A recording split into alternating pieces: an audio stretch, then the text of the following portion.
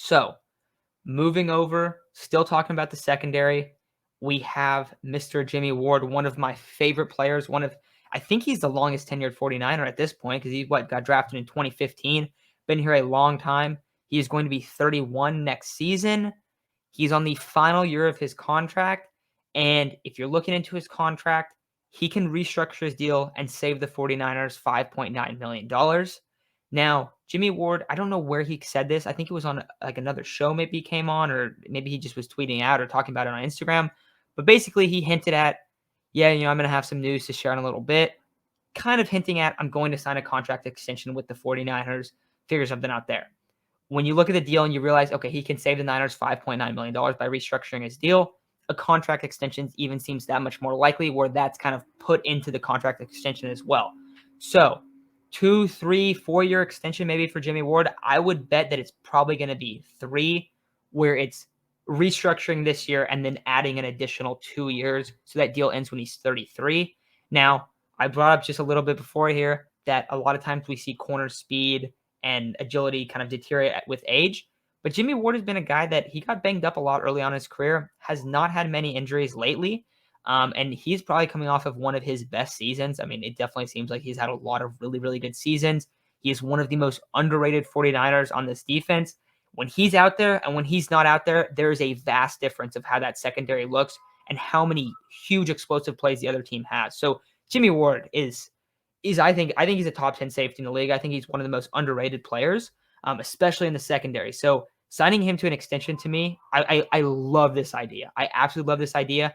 I think if you sign him to like a 3-year, $30 million extension, pretty similar to what he got last time. I want to say it was like 3 years, $40 million maybe. Pretty similar though. He took a pay cut. He got a bigger deal offered by the Raiders last time he was a free agent. He said, "No, I'm coming back." Took a pay cut a little bit in comparison to that Raiders deal to come back with the 49ers. But what do you think about him signing an extension to kind of free up some cap space this year? I think it's a great idea.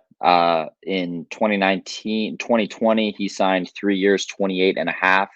And we got that report. The Raiders offered more money. That was probably something like 3 for 32 or something like that. So I think the Niners will offer him something very similar to that deal. Um, and they have a way.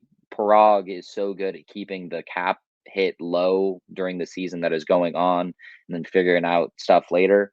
I think he'll do something similar, and they'll find a way to free up that cap. And there's a couple other guys. I think we talked about it before the show that have the ability to do something similar. Kittle's one. Trent Williams is one. D Ford's going to get cut. Eric Armstead. They can all convert their 2022 salary into a bonus. So they lose a little bit of money in the long run, but they get it all up front. And the Niners get some much needed salary cap relief. Should get them somewhere around 20 million in cap, even before a Jimmie trade. So with all the cap gymnastics, you could be looking at a Niners team coming off an NFC championship. We both believe an upgrade at quarterback, 10 picks and 45 million in cap, which is absolutely wild. The Niners are in a very, very good position going into this offseason. And I think that Jimmie Ward is really just the first domino to fall. I think it's so funny that you bring that up. Like the Niners are in a really good spot this offseason. They have a ton of assets, ton of potential money. And if you would have said that in like October, people would be like, "Are you kidding me? They traded their future for Trey Lance. They're not playing him." It's like, yeah, guys, they traded 2 ones. They have a ton of picks. They have 2 third-rounders. They have a second. I think they have multiple 4s, I want to say. I know they have like 3 7ths or something. A lot of like later picks. They also have Jimmy Garoppolo that they're going to move. They have so many picks. And last year's rookie class, while a lot of the guys didn't play that much, they drafted a bunch of players that we both think are good players. And if you remember, we did a video, I want to say, in like maybe it was in October about the rookie class. And we were talking about like, hey, a lot of people are writing off this rookie class. And it's like we're 2 months into the year. We're like 8 games in. People are talking about Ambry Thomas being terrible. Ambry Thomas came in super clutch down the stretch. People said the same thing about Trey Sermon.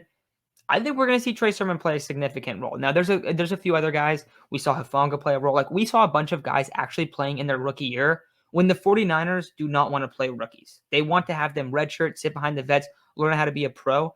And I think that, like, just with how, like, impatient a lot of fans are, and don't get me wrong, like, I get the same way. We all get the same way, but people kind of freak out about that.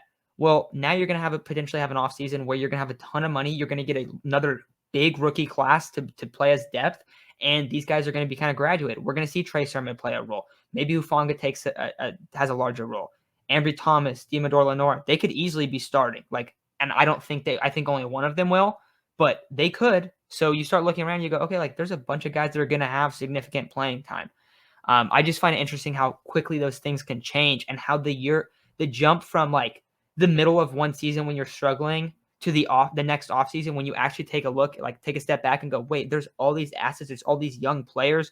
The 49ers core is extremely young. It's under contract.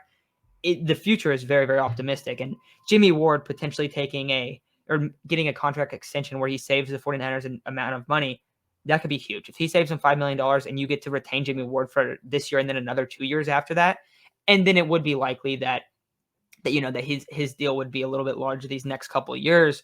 But you brought up before we were recording, Aiden, Jimmie Ward took a pay cut last year. So this has already happened. He's done this. He's that kind of guy that he wants to win. He wants to prioritize winning. And if that means deferring his contract into bonuses where he's taxed heavier, he's willing to do it. He's willing to take lose a little bit of money to keep playing, to play in the 49ers, to have them, go out and get competitive free agents and stay competitive and try to win still. So I think this could be a move where they want to improve that defense. They want to have a super, super elite defense. At the end of last year, it was really ticking, but you can just keep getting better. And I think this is another move of that if you go and re-sign Jimmie Ward. And also, Jimmie Ward as the player, I think signing Jimmie Ward to a 3-year, $30 million contract back-to-back is a steal. There's not a lot of like high-end safeties, and there's not a lot of safeties that are able to go man up with a bunch of guys. I know Cooper Kupp had a couple good catches on him. Some of those throws are absolute dots. Where Jimmie Ward, there's nothing he can do about it. Like, there was the one where I think it was like a wheel route, or like he kind of like ran like an out and up, and the ball's literally thrown in the perfect spot. Jimmie Ward is draped all over and puts a hand in, like plays it perfect, and Cooper Kupp still comes away with it. That's the best slot receiver in the game. So like, we have to understand that Jimmie Ward is out here locking up guys left and right for the past few years. And I just don't think that a lot of people recognize how big of a skill set that is. If you can bring your safety down, and when he plays really great single high, he can also come down and man up on a guy if they need him to do that. So the versatility that Jimmie Ward brings is huge for this defense, and it allows the 49ers to do a lot of different things in coverage, run a lot of different stunts, bring an extra guy, just because he's able to go and step up and completely man up on guys at times. So love the idea of bringing Jimmie Ward back on a contract extension. And also, if that ends up saving you some money this year, that would be huge as well. So fully on board there.